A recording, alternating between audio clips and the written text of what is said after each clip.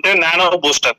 So మీకు example చెప్తా చూడండి. నానో బూస్టర్ లో 17 రకాల మైక్రో న్యూట్రిషన్స్ అనేది ఉంటాయి. ఈ 17 రకాల న్యూట్రిషన్స్ కూడా ప్లాంట్ కి ఖచ్చితంగా కావాల్సిన మూలకాలు. ఎలా అంటే ఇప్పుడు మనం మేజర్ గా యూజ్ చేసే కెమికల్ లో అయితే మనం మేజర్ గా యూజ్ చేసే ఎన్పికే ఎంతైతే ఇంపార్టెంటో, సో అంటే నైట్రేటు, పొటాషు, ఫాస్ఫేట్ ఇట్లా ఏదైతే ఎక్కువ ఇంపార్టెంటో అలాగే మైక్రో న్యూట్రిషన్ కూడా ఖచ్చితంగా ఇంపార్టెంట్. ఎందుకు అంటే మైక్రో న్యూట్రిషన్ డెఫిషియన్సీ ఉన్నప్పుడు, అంటే ఆ ప్రాబ్లం ఉన్నప్పుడు మీకు ఎలాంటి బయట బెస్ట్ ప్రోడక్ట్ ఇచ్చినా కూడా ప్లాంట్ అనేది తీసుకోవడం జరగదు. సో అంత ఇంపార్టెన్స్ అనేది మనకి మైక్రో న్యూట్రియంట్స్ కి ఉంది. సో ఈ మైక్రో న్యూట్రియంట్స్ ఎప్పుడైతే బ్యాలెన్స్డ్ గా ఉంటుందో అప్పుడు ఆడికి మనం ఆ ప్లాంట్ కి మనం ఏది ఫుడ్ ఎంత ఇచ్చినా కూడా, అంటే స్ప్రేయింగ్ లో కావచ్చు, అలాగే మనం సాయిల్ అప్లికేషన్ లో కావచ్చు, డ్రిప్ ఇరిగేషన్ లో కావచ్చు, ఎంతెంత క్వాంటిటీ ఆఫ్ కెమికల్ ఇచ్చినా కూడా అవి తీసుకోవడానికి ఆస్కారం ఉంటది. ఒకవేళ ఇదే మైక్రో న్యూట్రిషన్ డెఫిషియన్సీ ఉన్నప్పుడు మీరు ఎంత ఇచ్చినా కూడా ఆ ప్లాంట్ గ్రో అవ్వదు, కలర్ షేడ్ అయిపోతా ఉంటది. సో అలాగే ఆ ప్రాబ్లం ఉన్నప్పుడు ఖచ్చితంగా మనం దాన్ని ఐడెంటిఫై చేసుకొని నానో బూస్టర్స్ ఇచ్చుకుంటే, మైక్రో న్యూట్రిషన్స్ ఏదైతే ఇచ్చుకుంటామో దానివల్ల బెస్ట్ ఈల్డింగ్ అనేది, బెస్ట్ గ్రోతింగ్ అనేది మనం తీసుకోవచ్చు. సో ఏంటి ఈ 17 రకాల మైక్రో న్యూట్రిషన్స్ అంటే, సో ఈ 17 రకాల న్యూట్రిషన్స్ కూడా నేను ఆల్రెడీ డివైడ్ చేసి ఇచ్చాను. సో ఇక్కడ small component of very small components ఇవన్నీ కూడా. సో ఇవి ఏంటంటే గ్రోతింగ్ కి చాలా ఉపయోగపడతాయి. సో ఇది కంప్లీట్ మనం వచ్చిన ప్రోడక్ట్ అంతా కూడా మైక్రో ఆర్గానిజం డెవలప్ చేసేదానికి చాలా ఉపయోగపడుతుంది అని చెప్పొచ్చు. అలాగే 17 రకాల ఎసెన్షియల్ మైక్రో న్యూట్రియంట్స్ ఏదైతే ఉన్నాయో వీటిల్లో మెయిన్లీ మనం చెప్పుకునేది ఐరన్, మ్యాంగనీసు, కాపరు, జింకు, తర్వాత నికిల్, కోబాల్ట్, బోరాన్. సో ఈ 8 రకాల ఎలిమెంట్స్ కూడా ఏంటంటే ఇవి ఎలా వర్క్ చేస్తాయంటే ఇది సాయిల్ అప్లికేషన్ ఇచ్చుకోవచ్చు, అలాగే మనం స్ప్రేయింగ్ లో కూడా ఇచ్చుకోవచ్చు. ఏదైతే 8 అంటే ఈ 17 రకాల మైక్రో న్యూట్రిషన్ లో 8 రకాలు ఏదైతే ఉన్నాయో ఇప్పుడు పాజిటివ్ నెగిటివ్ ఉంటది కదా. సో ఒక బల్బ్ వెలగాలంటే ఖచ్చితంగా పాజిటివ్ నెగిటివ్ కావాలా, ఒక యాక్టివిటీ జరగాలంటే పాజిటివ్ నెగిటివ్ ఉండాలా. సో ఇలాగే ఇవన్నీ కూడా పాజిటివ్ కాంపోనెంట్స్ అని చెప్పొచ్చు. అలాగే బ్యాలెన్స్ ఏదైతే మనకి 9 ఎలిమెంట్స్ ఉన్నాయో, సో ఆ 9 ఎలిమెంట్స్ అంటే వీటిలో 9 ఎలిమెంట్స్ వచ్చేటప్పటికి మీకు యానయాన్ గా ఉపయోగపడతాయి, అంటే నెగిటివ్ కాంపోనెంట్ గా ఉపయోగపడతాయి. ఈ రెండు బ్యాలెన్స్డ్ గా ఉండడం వల్ల ప్లాంట్ యొక్క డైజెస్టబిలిటీకి తగ్గట్టుగా సో గ్రోతింగ్ అనేది, అలాగే ఈల్డింగ్ అనేది, ఫ్లవరింగ్ అనేది ఇలాంటి అన్ని టైమ్స్ లో కూడా ఇవి గట్టిగా ఉపయోగపడతాయి అని చెప్పొచ్చు. సో అలాగే సో ఎలా మనం ఈ న్యూట్రిషన్ డెఫిషియన్సీ ఉన్నప్పుడు ఎలా మనం ఐడెంటిఫై చేయాలి?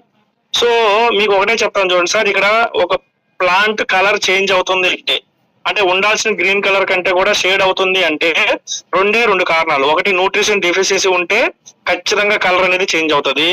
అలాగే వైరస్, బ్యాక్టీరియా, ఫంగల్ ఈ ప్రాబ్లం అంటే ఫంగిసైడ్ ప్రాబ్లం ఉన్నా కూడా, ఫంగిస్ ప్రాబ్లం ఉన్నా కూడా ఖచ్చితంగా ఆ పంట కలర్ అనేది మారిపోతా ఉంటది అనమాట.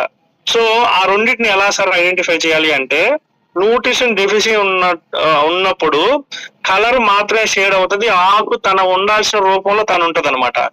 అంటే లైక్ సైడ్స్ అంతా ఎండిపోవడము అలా ఉండకోకుండా టోటల్ ఆకంతా కూడా క్వాలిటీగా ఉండి కలర్ అనేది షేడ్ అవుతుంది. ఇది న్యూట్రిషన్ డెఫిషియన్సీ.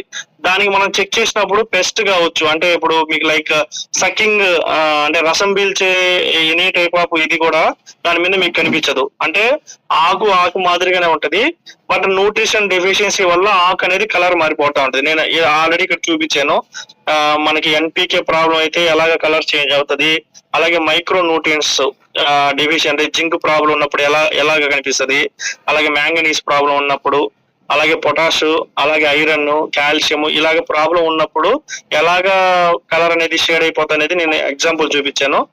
ఒకవేళ ఇలా కాకోకుండా మీరు ఫంగిస్ ప్రాబ్లం ఉండి, అంటే రసం పీల్చే పురుగులు కావచ్చు, వైరస్, బ్యాక్టీరియా, ఫంగస్ కావచ్చు, వీటి వల్ల ఆకులు షేడ్ అయినప్పుడు, సపోజ్ ఎగ్జాంపుల్ వైరస్ వల్ల అనుకోండి, ఆ వైరస్ వల్ల అన్నప్పుడు ఆకు షేడ్ అవుతూ ముడుచుకోపోతుంది కంపల్సరీ. ఎందుకంటే ఈ వైరస్ అనేది ఆకు మీద ఉన్న క్లోరోఫామ్ ఏదైతే అది ఉంటుందో దాని మొత్తాన్ని కూడా సక్ చేసేస్తా ఉంటది.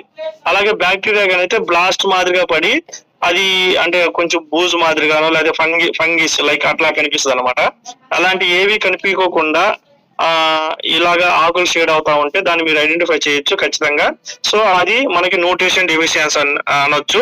సో ఈ న్యూట్రిషన్ డెఫిషియన్సీ కి ఖచ్చితంగా మన నానో బూస్ట్ ఏదైతే ఉందో దానికి 100కి 200% మీకు ఉపయోగపడుతుందని చెప్పొచ్చు.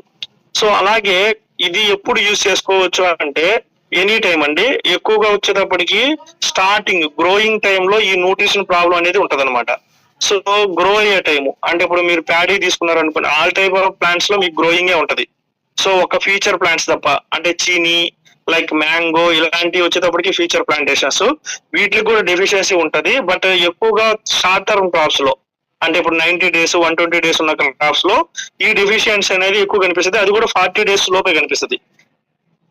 తర్వాత ఆటోమేటిక్ గా మనం ఇచ్చే ఎన్పికేలోనో లేకపోతే సాయిల్ అప్లికేషన్ లోనో ఇలాంటి కాంపోనెంట్స్ కల్పించుకోవడం వల్ల అది మళ్ళీ 40 days తర్వాత కనిపించుకోకుండా ఉంటది. సో ఈ బిఫోర్ గా దీన్ని యూజ్ చేసుకోవడం వల్ల మంచి ఈల్డింగ్ ఉంటుంది. ఇది వెజిటేబుల్స్ లో కంటిన్యూగా కూడా వాడిపించుకున్నా కూడా ప్రాబ్లం ఉండదు. సో దీన్ని ఎలా వాడాలి, ఎంతెంత డోసేజ్ వాడాలి అనే దానికోసం మీకు ఎగ్జాంపుల్ ఇక్కడ ఫొటోస్ కూడా ఇచ్చాను. సో ఇది నేను గ్రూప్ లో కూడా షేర్ చేస్తాను, మళ్ళీ మీకు క్లియర్ గా కనిపిస్తుంది.